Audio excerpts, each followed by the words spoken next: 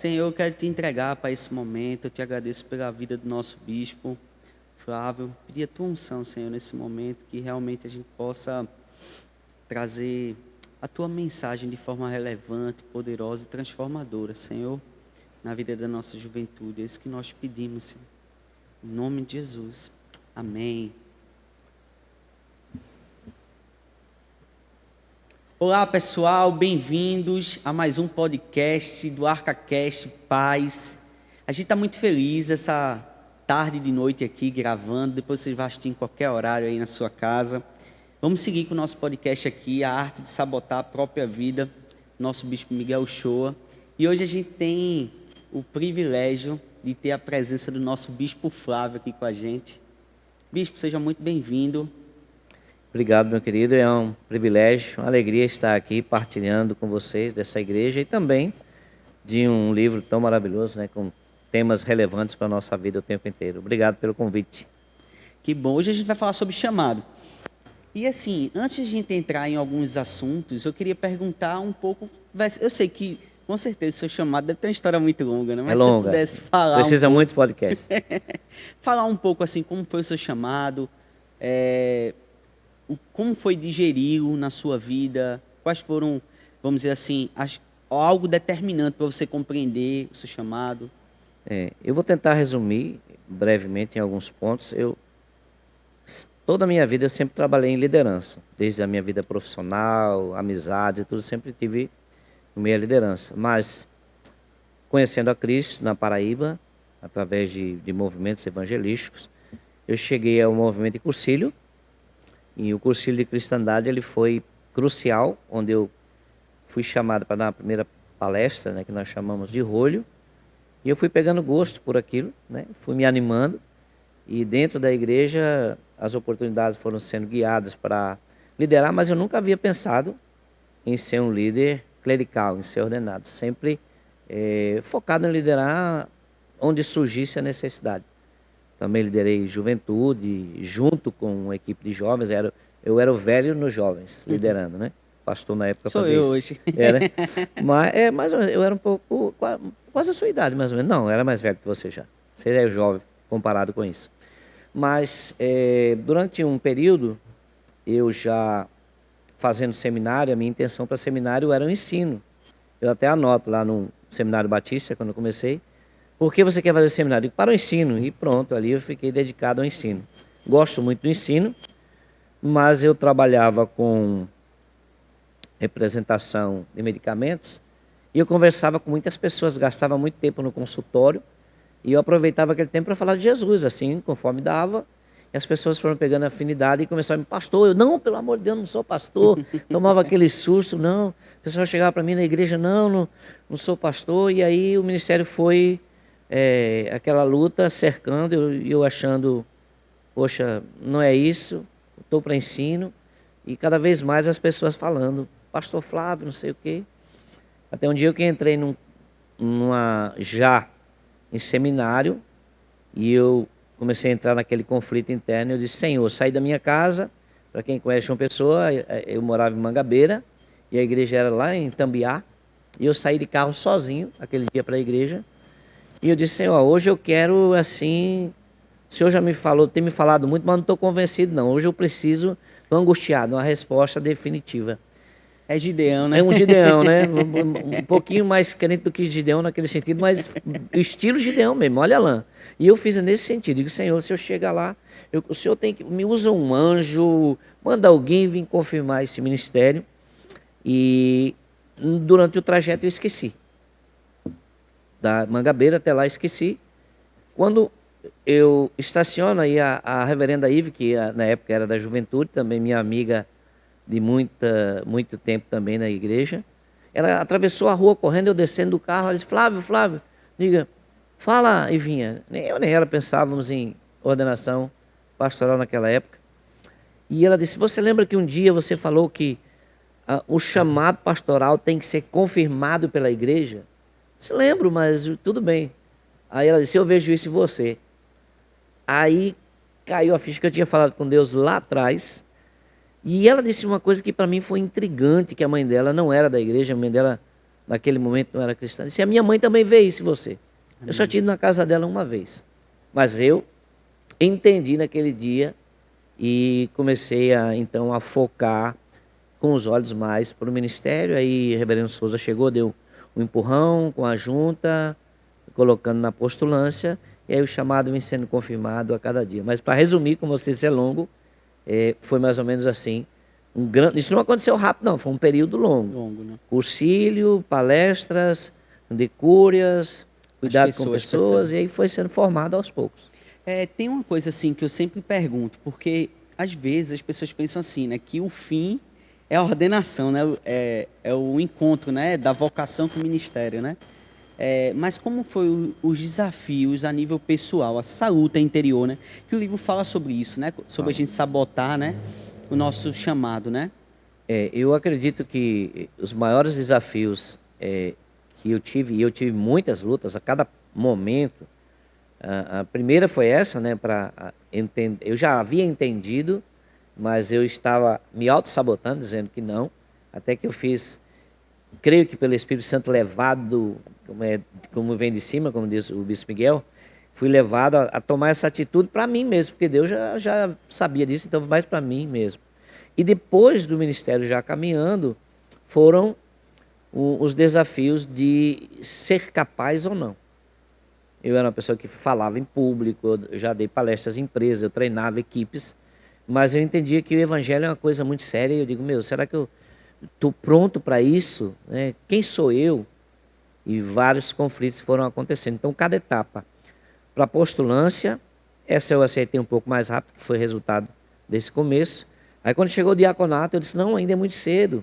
E já não era tão cedo, porque quando chegou a ordenação do diaconato, eu já estava à frente de igreja há 5 anos. Eu já liderava uma igreja, já pastoreava uma igreja. Mas aí veio o ministério diaconal, a coisa agora vai ficar mais séria. E depois, com pouco tempo, veio o presbiterado e com pouco tempo também veio o episcopado. Então, todos esses momentos trouxeram conflitos, em que eu até falei recentemente que hoje eu creio plenamente que quando você obedece, Deus ele vai se responsabilizando e dando dons necessários para cada exercício. E foi essa chamada e obediência e a fé que Deus, ele realmente capacita, a gente sempre ouve isso, Deus chama e capacita, eu fui levando por obediência e recebendo essa capacitação a cada dia, como tem sido até hoje. Que bom, porque a gente, quando está nas células, a gente sempre conversa, né? E é um conflito muito grande para as pessoas. A gente está falando aqui, no seu caso, de um chamado específico, né? Chamado específico. Mas como é que o chamado, a gente pode falar da forma aqui, né, um pouco, mas como um chamado geral, que é para todo mundo, que é igual para todos, em todas as épocas, em todos os tempos, né? Como ele pode ser o ambiente formador, para que as pessoas fiquem tranquilas, às vezes, em relação a algo específico, né? Porque o pessoal quer saber logo aonde é a ponta da lança para ela ser essa lança, né? Não, veja como essa pergunta é muito importante, porque, na verdade, eu chego na igreja em 1993, fui confirmado somente em 95, e eu fui ordenado ao diaconato em 2005, então não foi um prazo curto. Então, o chamado, quando eu compreendi o chamado de Deus para o discipulado com Mateus 28, eu ainda era totalmente cru em relação à fé, cheio de questionamentos, era muito pragmático com algumas questões, e Deus foi trabalhando todas essas áreas. Ele foi me trazendo conhecimento, aí eu mergulhei, eu me lembro também. Hoje eu estou lembrando de muitas pessoas. A pastora Sônia, que hoje, na época não era pastora, eu tive a alegria de participar do processo dela de ordenação, muito depois. Ela foi a pessoa que me deu o primeiro dicionário bíblico de Orlando Boyer, um dicionário da Igreja Pentecostal, Assembleia de Deus, e eu comecei a mergulhar para conhecer. Se já que eu tenho o chamado, e aí eu não estou falando de pastoral ainda não, eu quero conhecer mais as coisas de Deus. Aí eu participei do Seminário de Vida no Espírito Santo, muitas dúvidas por ter participado de outras religiões no passado. Disse, não, eu preciso entender isso aqui. Mergulho no estudo do Espírito Santo. E então, em todas as áreas, foi uma capacitação, uma mudança interna, de cura interior, E também, muitas vezes, eu posso falar aqui claramente de trabalhar de uma certa vaidade, orgulho pessoal, de Deus me tira de uma vida que meus talentos como profissional de vendas e minha capacitação para alguém não tenho condições. Aí ele me coloca na condição, primeiro, de eu tenho um chamado maior e, às vezes, como diz assim, me podar mesmo para eu entender que eu dependia dele 100%, Amém. não 50%. Então esse processo caminhou e até hoje continua. Não Em cada para, né? situação, não isso para, que não eu para. vejo. Porque tem muita gente que acha que o ápice, né, é você ser ordenado. Cheguei, né? É a mesma coisa de, sei lá, pode falar de qualquer carreira, né? Qualquer Qualquer carreira. carreira. Quando você chega, o mais difícil é manter-se sempre, vamos dizer assim, revitalização, né? É necessário. Você não pode, inclusive o Bispo Miguel fala isso no livro, em algum momento aqui, desse capítulo, que a gente não pode parar. Eu também me identifiquei com muitas coisas que o Bispo Miguel colocou, eu revi porque eu sou, vamos dizer assim, eu não consigo ficar parado muito tempo fazendo a mesma coisa. Não quer dizer que eu vá mudar de rota e nem de propósito, mas às vezes a maneira de fazer que a gente está sempre procurando uma outra forma. Eu, desde esse processo de conhecimento, que Deus me utilizou logo no começo com aquilo que Ele me capacitou na vida profissional. Formação de administração, liderança, gerenciamento, foi crucial para o meu começo de igreja, para entender as necessidades de administrar uma igreja. Então, em cada passo, ele é como se ele afirmasse: o que você tem já é suficiente para agora, mas eu vou lhe dar mais. Amém. Isso é muito bom, né? Você perceber esse cuidado de Deus, porque João Stott até ele fala isso no livro dele, quando ele fala sobre direção, vocação e ministério, e ele diz assim: parece que a gente pensa que Deus só está preocupado com o nicho, né? Sim. Religioso das nossas vidas, né? Às vezes as questões assim, a gente fala de dons do Espírito, fruto do Espírito, mas Deus ele está trabalhando através da sua profissão, do seu jeito, da sua forma, né? Como a gente está falando, o seu carisma, tudo isso vai Sim. cumprir um grande propósito, né? Sim, eu vou pegando um cafezinho aqui enquanto isso. Na verdade, você citando, como eu disse, a gente vai falar em chamada, é impossível você não lembrar a etapa que trouxe você até aqui, né? E na minha vida profissional, eu fui colocado para pastorear várias pessoas e aquilo não era algo definido, não era oficial para mim, era natural. Pessoas necessitando de cuidado, pessoas necessitando de um conselho bíblico, e aí nesse ponto eu já tinha mais conhecimento bíblico, porque graças a Deus eu sempre busco me aprofundar. Na minha vida profissional já era assim, eu pegava um novo produto, eu fazia teste, eu fazia cursos, então eu sempre busquei capacitação maior naquilo que eu faço. Então eu já tinha uma capacitação maior e enfrentava uma pessoa precisando de um conselho, casamento, qualquer coisa, era natural, dentro da profissão mesmo, e tudo isso me levou depois no chamado do ministério, perceber que eu já vinha fazendo aquilo de forma natural. Agora, é necessário entender que não é só afirmar o que você já fazendo, não. É um acúmulo de coisas. Deus lhe dá essa capacitação e depois ele vem confirmando o chamado em cada momento. E ele mesmo me alerta, tá vendo? Eu já preparei você lá atrás. É verdade. Bispo, queria fazer uma pergunta mais assim, pensando no jovem mesmo. A gente vive num mundo que a exigência, né? Tipo, existe uma exigência muito forte de você dar resultados, né? Você precisa dar um resultado. Você só é alguém se você der um resultado, né? Essa questão do ter, fazer é a coisa mais importante, né? E o ser, né? É a compreensão de que eu sou em Cristo, essas coisas. Como um jovem digerir isso? Um exemplo, o jovem se formou agora, não conseguiu trabalhar ainda.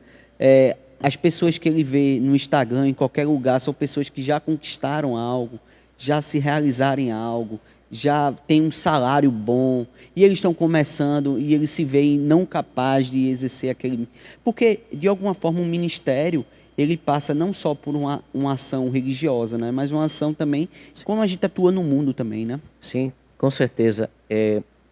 Muito bem tratado também no livro do Bispo Miguel, essa questão da autoestima e autoconfiança.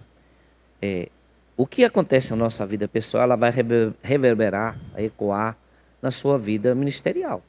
Mas no seu todo, você não consegue separar, você não tem duas vidas. Tem gente que acha que é uma dicotomia, é uma vida religiosa e uma vida secular. Não existe isso, é uma vida só. Você é um ser humano só. Então, de acordo com a sua autoestima, de como você lida com quem você pensa a respeito de você, você vai dar a resposta para essa vida profissional. É claro que eu não vou ignorar, nós não podemos ignorar que existem várias dificuldades de formação, mas você não pode focar nas dificuldades e entender que você para ali. Não, é só o que eu posso, pronto. Aí a sua autoestima baixa, ela vai juntar-se com a autoconfiança, também baixa, né? Eu não acredito muito que eu posso. E aí você já está se autossabotando. Isso acontece em vários... Eu não fui uma pessoa de berço de ouro. Meu pai teve... Eu até falava aqui com o rapaz aqui. Meu pai teve... Nós tivemos altos e baixos na vida. Meu pai era caminhoneiro, então às vezes estava bem, às vezes não, coisa assim. Mas eu sempre acreditei, e aí dou graças aos meus pais, com uma boa autoestima, palavras de afirmação constante, você pode, você consegue. E não é só aquele sonho, você vai realizar tudo que você quiser, não. Você pode porque você é alguém que não havia a palavra em casa, um filho de Deus, tem os dons de Deus, mas a palavra de afirmação dos pais, ela sempre foi muito importante. Às vezes a pessoa não tem um pai, mas tem um irmão mais velho, às vezes tem alguém, um amigo bom, um parente, que vai lhe afirmar, melhorar a sua autoestima. Mas se você não tem uma boa autoestima, você vai esbarrar sempre nos obstáculos, que são muitos. Do começo da sua vida até o final, nós teremos obstáculos. Eu tenho obstáculos hoje e a vencer todos os dias. Se eu não estiver com uma boa autoestima, entendendo quem eu sou, diante de Deus, quem eu sou para mim mesmo, eu vou dar ouvido ao que os outros dizem que eu sou. E esse é um grande problema, né? Eu já falei recentemente que uma vez uma pessoa muito importante para mim falou uma palavra muito dura para mim. Ele disse: você é um fracassado. E eu tinha duas coisas a fazer com aquela palavra: acreditar naquilo ou então continuar levando a minha vida. E graças a Deus eu não acreditei, porque eu percebi que a pessoa não tinha a visão adequada para aquela vida, para a minha vida especialmente, e não percebia o que Deus já vinha fazendo, o que Deus vinha capacitando. Então, eu não acreditei nessa palavra e fui buscando mais capacitação. Na vida profissional, é a mesma coisa. Olha, você tem capacitações, seus dons, seus talentos, aquelas coisas que você gosta, invista nisso. E procure ajuda, sempre tem alguém disposto a ajudar a vencer isso. Mas a autoestima baixa é um dos empecilhos para você crescer. E a autoconfiança, como também o livro diz, o excesso de autoconfiança, que aí já gera o oposto, o orgulho, vai impedir você de ouvir conselhos, vai impedir de você de perceber que... ensinável, né? Ser ensinável, uma pessoa dizendo: olha, eu acho que você não está indo bem por esse caminho, eu acho que você está investindo o seu tempo errado. Porque eu dizer que que eu quero ser um médico, que eu vou conseguir ser um médico, tem um custo a pagar. Eu quero ser um bom mecânico, eu quero ser um engenheiro, eu quero ser um pastor, tem um custo a pagar. E se você não pagar esse custo, porque você acha: não, eu sou vocacionado, ou tenho chamado, e Deus vai me dar isso aqui. Então você precisa ter equilíbrio, autoconfiança com a sua autoestima. Ótimo. Eu estava na célula, foi segunda-feira agora, e eu comecei a avaliar algumas pessoas da minha célula, né? Eu comecei a dizer: você mesmo, você é um cara extremamente extrovertido, um cara extremamente persuasivo, por isso que você é um vendedor, né? A pessoa da minha célula. Você é um cara comunicativo. Quando você fala, todo mundo quer ouvir, todo mundo quer estar perto de você. Veja quantas qualidades, né, tem ali. Aí teve um outro que eu disse: você mesmo, você é um homem de negócios. Os empresários estão todos querendo estar junto de você. Então você é um cara que poder de decisão, que através de uma ligação sua, é muito grande. Então tudo isso são qualidades, né, que a gente tem e que às vezes a gente não se percebe porque simplesmente a gente está distraído, tentando agradar a todos, né? Exatamente. Esse é um grande problema também. Esse é um grande processo de autossabotagem, porque também está relacionado à autoestima. Se a sua autoestima não é boa, você acaba querendo agradar a todos e não agrada ninguém, que não vai agradar a todos nunca, e vai perder o seu foco. Então você precisa entender de fato a sua vocação, né? Seguindo a sequência do livro, a sua vocação natural, aquilo que parte de você, dos aprendizados que você tem, que você carrega na vida, o que você gosta de fazer, com o chamado de Deus. Identificar essas coisas boas que você tem e focar como é que você pode trabalhar isso no seu chamado. Agora, é muito importante prestar atenção, e hoje eu falava com você antes da gente começar aqui, uma coisa que Deus vem falando comigo: você está querendo agradar a quem? Eu tenho um versículo que sempre vem à minha mente, agrada-te do Senhor e Ele satisfará os desejos do seu coração. Isso está muito ligado porque agradar-se do Senhor é estar dentro da vontade de Deus. E aí é quando você une o seu coração ao coração de Deus. E por que Ele vai satisfazer as necessidades do seu coração? Que elas estarão diretamente unidas com o propósito que Ele tem para a sua vida. Amém. Quando você não perde o foco, caminhando, e nós estamos falando como igreja, nós estamos falando como cristão, que cremos que Deus tem um chamado e um propósito para cada um, e é nisso que a gente tem que focar. Entenda que Deus tem esse propósito para você e se alinha a esse propósito. Que aí, caminhando nisso, você vai dar menos ouvidos às vozes alheias. E claro, como eu disse, não é andar sozinho, é buscar conselho, direção, orientação de quem você confia e que você sabe que é uma pessoa que é referência e que gosta de você e que quer o seu melhor. Porque às vezes eu já vi pessoas identificarem qualidades no outro e percebendo, entre aspas, na cabeça deles algum perigo, denegrir, fazer com que o outro não vá. Então você precisa ter esse cuidado mesmo. Eu acho isso incrível, assim, porque a convicção, né, para você seguir num chamado, ela é construída dia a dia, né? Eu queria agora falar de um personagem assim, que veio na minha cabeça. Davi. Né? A gente sempre fala, né, que Davi, quando ele chegou diante do gigante, diante daquilo tudo, ele não ser percebido pelos pais, pelos irmãos, como esse chamado, tipo, ou até a gente podia falar de vários personagens bíblicos aqui, né, que eles viram que havia um chamado, né, do alto, havia uma vocação, né, que encontrou um ministério ali. Foi para aquele tempo que ele foi preparado. Sim, sim. Né? Como tu vê essa construção, né?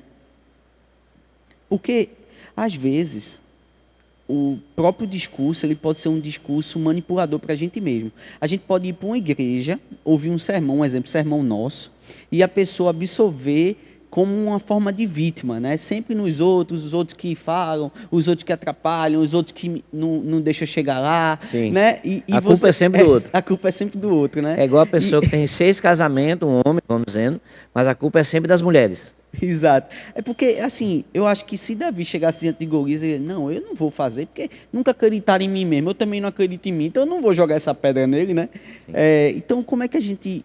Porque eu queria que a gente falasse disso, assim, sabe? Dessa construção desse novo ser para realizar aquela missão que Deus está propondo no seu coração. No caso de Davi, ele junta aí os dois elementos, né? O sobrenatural, a unção, que quando ele chega, ele já havia sido ungido. Ele já havia sido ungido. E quando ele chega naquele momento, ele não chega ali preocupado em ser a referência naquele momento. Ele vai fazer o que o pai dele manda ele fazer. Mas ele já vinha sendo preparado contra as feras. Ele já tinha toda a habilidade. Ele até aquele momento não havia percebido, pelo relato bíblico, nem quando ele foi ungido, dá a impressão que ele chega lá no momento da batalha, ele não está pensando na unção dele. E o que acontece é o Espírito de Deus que já está agindo naquele homem. Já tomou ele. Já né? tomou ele, porque eles, como assim falar isso do meu Deus? Não tem ninguém aqui que se coloque contra este homem. Desse, né? E aí ele pega e diz assim, poxa, mas eu tenho habilidade. Ele não pensou, eu uso bem a espada. A habilidade que eu tenho contra as feras é suficiente para combater o inimigo. E ali se junta a vocação, as habilidades, com o chamado sobrenatural, do qual ele ainda não está nem percebendo que ele está sendo levado para um campo maior. Na vida natural é a mesma forma. Você vem construindo as habilidades e a importância, que a gente lê no livro também, de estar sempre atento às habilidades que você tem, para ir discernindo sua vocação e para saber quando ela vai encontrar o chamado. Na sua vida pessoal, poxa, vê suas habilidades. a oportunidade.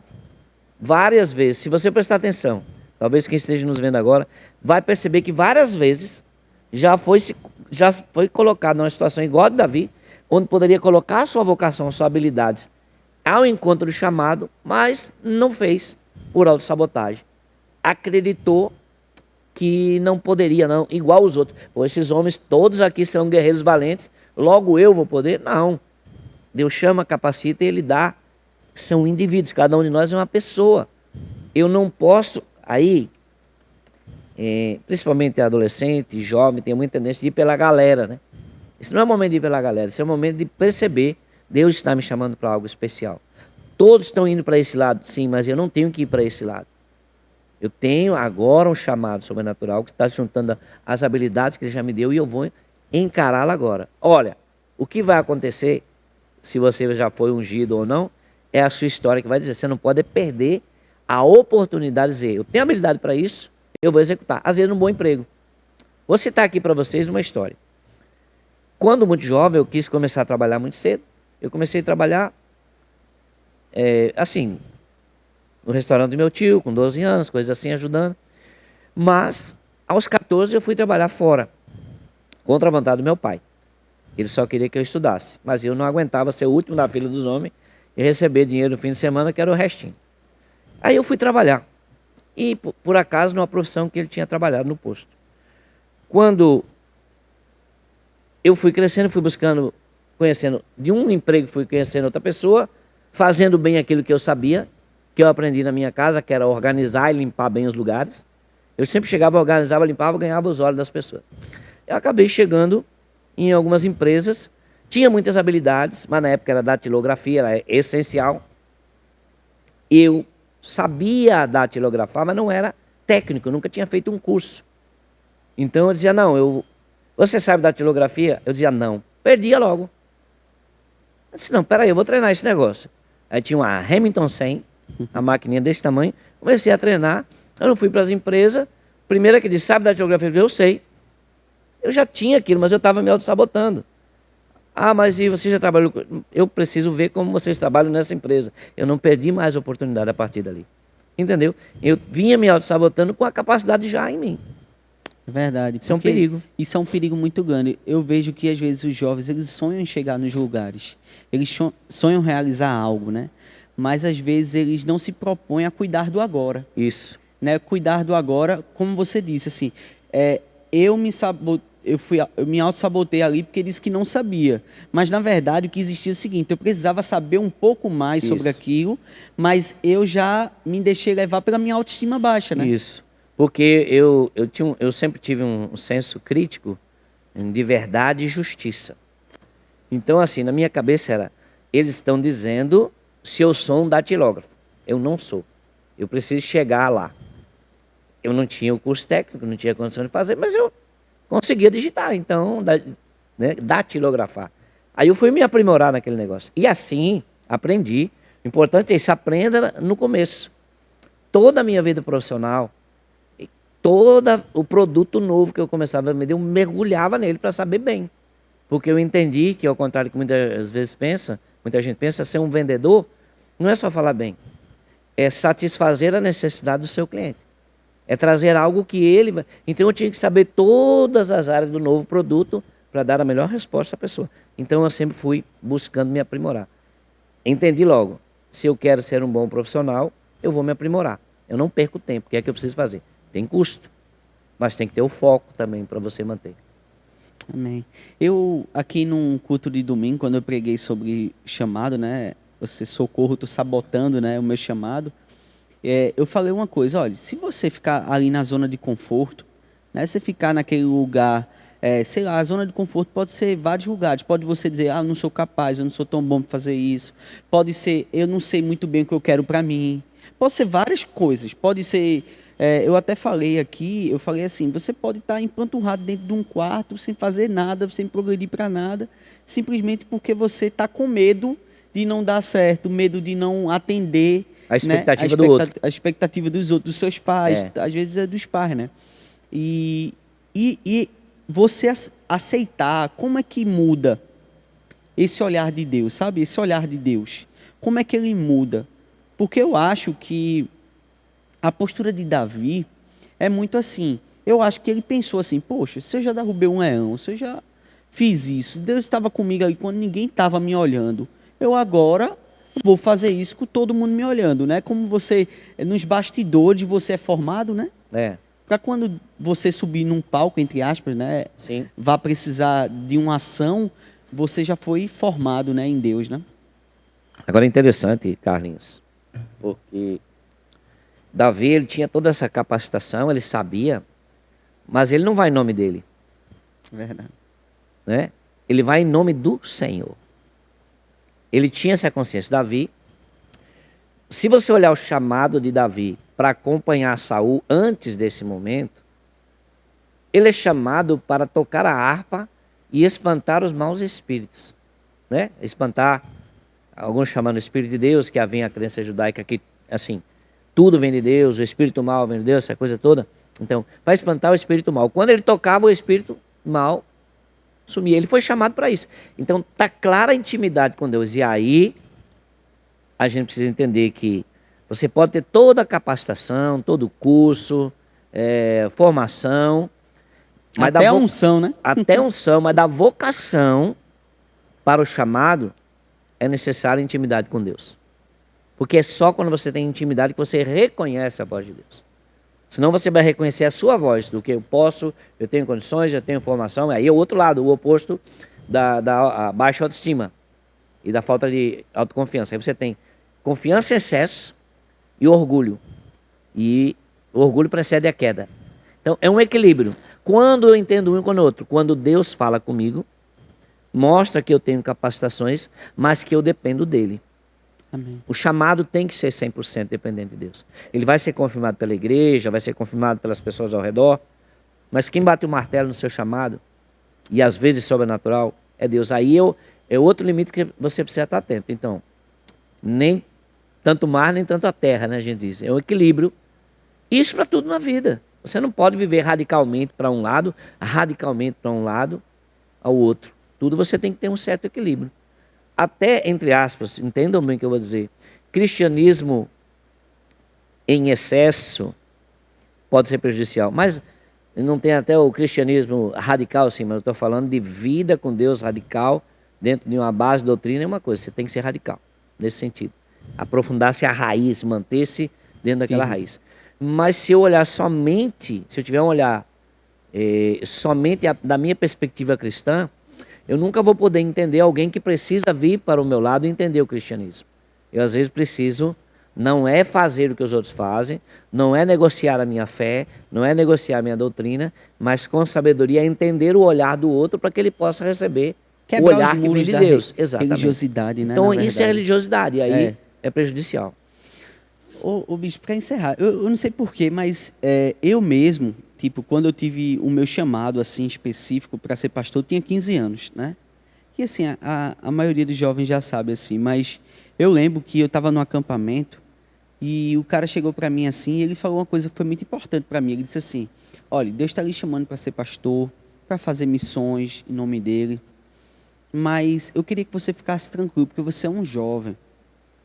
E eu queria que você ouvisse a direção de Deus em cada estação. Ele vai confirmar para você. Excelente. Isso foi muito importante para mim. Excelente. Porque eu não tive aquele negócio assim de querer acelerar.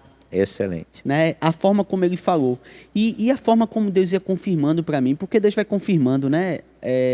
A vida para mim. Eu lembro que para mim foi o momento mais forte assim, no meu chamado. Que eu estava num evangelismo de carnaval. E eu tive um sonho. Foi na Praça da Paz. Eu tive um sonho lá em Olinda. E eu tive um sonho que Deus mandava um casal vir na minha direção e dizer, confirmar para mim, olha, você tem um chamado pastoral. Aí eu acordei. Aí quando eu acordei, fui tomar café da manhã sentado no meio-fio. Aí quando eu olho para o lado, vem aquele mesmo casal na minha direção, igualzinho o sonho que eu acabei de sonhar. Né? E ali eu já fui caindo em choro. Você já sabe que eu vim falar aqui, porque Deus disse que você já sabia. Olha aí, tá vendo? Eu vim aqui confirmar o seu chamado. E quando eu cheguei em casa, desse mesmo evangelismo, subi na escada, minha mãe estava chorando na porta, dizendo que teve um sonho comigo, pregando para pessoas importantes, políticos, essas coisas. E ela disse, filho, era muito real. Você já estava mais experiente, um homem experiente, você pregando, aqueles homens escutando. E eu lembro que aquilo tudo eu guardei no meu coração. Agora, se você disser, Carlinhos, o que mudou? Nada. Porque a confirmação, ela não veio apenas por uma experiência que eu vivi, mas ela veio pelo o diário, né? O diário, todos os dias, eu lidando com a minha autoestima, eu lidando com a minha falta de confiança, eu lidando com minhas lutas pessoais contra o pecado. Na prática, né? Na prática, né? Porque às vezes as pessoas querem idealizar o caminho perfeito do chamado, não é isso? Esse é outro perigo. Quando você falou em ouvir um conselho de ter paciência, porque você é jovem, eu tenho acompanhado muitos chamados e muitas pessoas se auto-chamando. A gente não faz julgamento, mas o fruto e a continuidade mostra que alguns foram simplesmente se auto-chamando por ver, às vezes, um testemunho de alguém, ler um livro importante de um chamado e achar que consigo seria da mesma forma. Nós falamos aqui que Deus, o chamado é sobrenatural quando ele não parte do homem, ele parte de Deus. E até falamos de coisas sobrenaturais, como um sonho, né? Deus usando um sonho, como o meu teste gideônico com a pastora Ive, que confirma. Mas não foi só isso. Tem gente que acha que é só dessa maneira, que vai virar um anjo, virar o próprio Jesus falando, e deixa de ouvir Deus falando através da mãe, do pai, dos colegas, da sua própria profissão, no seu trabalho. Isso é um construir conjunto. Por isso, muito bem colocado no livro, vocação e chamado se juntam. Você não precisa parar um para fazer o outro. Você pode continuar fazendo seus estudos, sua profissão, exercendo sua profissão, até porque muitos serão chamados dentro das suas profissões. Às vezes tem a impressão que todo mundo vai ser pastor. Quando entra no seminário, todo mundo quer... Não, o seminário pode formar você um professor, um bom líder, um diretor de empresa que vai usar aquilo dentro da sua empresa, os princípios bíblicos. O dom, né, bispo? É o dom. O dom pastoral, ele não é ordenado necessariamente. Você pode ter um dom pastoral como um líder de célula, cuidando das pessoas. E aquela questão que você até falou para o clero, né? O coadjuvante, né? O coadjuvante, ele é coadjuvante diante dos homens. Isso, mas diante de Deus ele é tão... né? Carlinhos está falando que eu me referi a Jonatas, o amigo de Davi, que eu chamo ele particularmente de o coadjuvante mais importante da história de Israel. Mas é óbvio que eu falo coadjuvante porque as vitórias dele eram dedicadas ao rei Saul, ao rei Davi. Mas ele, se não fosse ele, aquelas coisas não teriam acontecido daquela maneira. Poderiam ter acontecido de outros, Deus sabe. Mas com ele aconteceram e ele foi extremamente importante. Ele mantinha e manteve. Foi honrado diante de Deus, diante do seu pai, diante de Davi, diante dos seus liderados e de seus líderes. Então, se há alguma coisa, alguém que você precisa agradar, é nesse sentido. Deus em primeiro lugar. Honre seu pai, honre sua mãe, honre a sua palavra, honre a sua vida. Nesse caminho não é jogar para a galera, como dizem alguns, mas é fazer aquilo que está no coração de Deus. Então, quando nós temos o foco claro da nossa missão, a gente não se perde. Claro, não se perde se estiver constantemente autoavaliando. E quando você diz, eu ouvi conselho, eu vi muita gente se perder no caminho de chamados importantes, porque botaram na cabeça que tinham chamado para ser pastor, ou qualquer outra coisa, mas não é porque você prega bem que você vai ser pastor. Exato. Não é que você é um bom conselheiro que você vai ser pastor. O ministério pastoral ele engloba outras coisas. Inclusive, não só, mas a administração de uma igreja. Inclusive, muitas vezes. Com certeza. Então você precisa entender. Mas isso aqui não é comigo. Ok, você pode ter alguém que faça um bom líder, ele vai descobrir no seu ministério alguém que faça melhor o que ele faz e vai delegar e vai confiar. Mas nem sempre é assim. Então, não pule etapas, nem na idade, mesmo depois de certa idade. Porque há a etapa natural da idade, da sua formação de personalidade e tudo mais, mas há também a etapa, que eu diria, do trabalhar de Deus. Eu fui considerado muito tempo um vocacionado tardio, né? Já cheguei com uma certa idade. Eu entendo hoje que não tem nada de tardio. Deus tinha coisas para trabalhar na minha vida e no tempo adequado ele disse, agora vai. Mas eu precisei, aí eu digo a vocês, ser esmerilhado para ser trabalhado e louvo a Deus por isso, não reclamo de nada. de nenhuma das agruras que eu passei, porque em todas elas teve um fruto de Deus. E ainda tem. Então, quando acontece aquela velha história, eu pergunto, para que, Senhor, nessa hora eu estou sendo provado nisso? Eu sei que eu preciso ser aprovado. Então, novo, com idade, pastor, bispo, lembre-se que pode haver uma aprovação, que Deus está querendo melhorar. Eu sempre digo, da aprovação sincera diante de Deus, você vai sair sempre melhor do que era. Amém.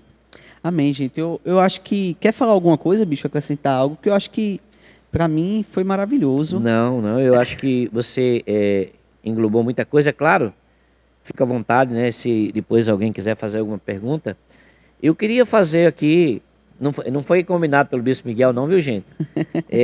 Mas eu queria falar sobre esse livro de uma coisa muito importante. Eu leio e releio esse livro.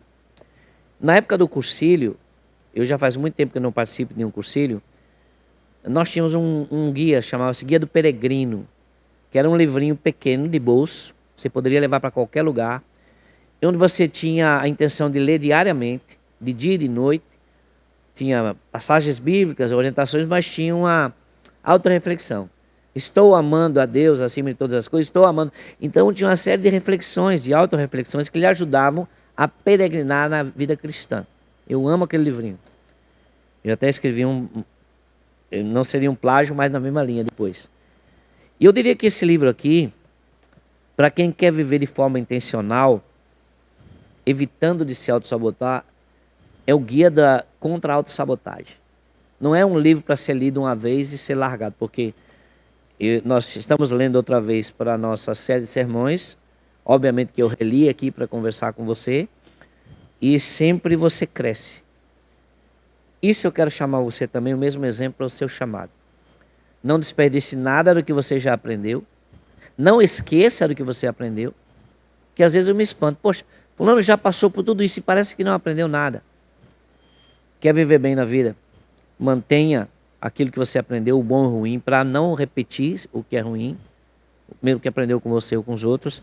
Esteja sempre voltando a ver aquilo que foi positivo, que vai livrar você de ciladas contra si mesmo. Amém. Isso é que eu queria deixar a você e finalizar dizendo, chovendo molhado da palavra, da Bíblia, todos, sem exceção, tem um chamado de Deus. Não há ninguém nesse mundo que não tenha um chamado específico. O chamado geral para todos e o chamado específico. Você que está vendo agora, você que está ouvindo agora essa nossa conversa, não deixe ninguém tirar isso da sua mente. Você tem um chamado específico. Tem dúvidas? Todos nós já tivemos. Tem lutas? Todos nós já tivemos. Mas procure alguém que possa lhe dar um bom conselho, como foi com o Carlinhos, como foi comigo, para manter cada coisa na sua época, mas ir à frente, cumprindo o chamado. Amém. Tem um texto bíblico que diz assim, somos feituras dele, realizadas em Cristo Jesus para o quê? Para as boas obras. Isso. Então Deus ele tem uma boa obra para cada um de nós, isso passa pelo nosso chamado. Gente, eu espero que tenha edificado muito sua vida e até o próximo podcast. Obrigado, Bispo. Obrigado, Carlinhos. Obrigado, pessoal. E estamos juntos, esse chamado, o geral, estamos juntos. Somos um só povo e a ideia é que a gente trabalhe uma só mente, uma só fé e caminhe para a glória e para a missão de Deus, amém? Obrigado, pessoal. Obrigado, Carlinhos.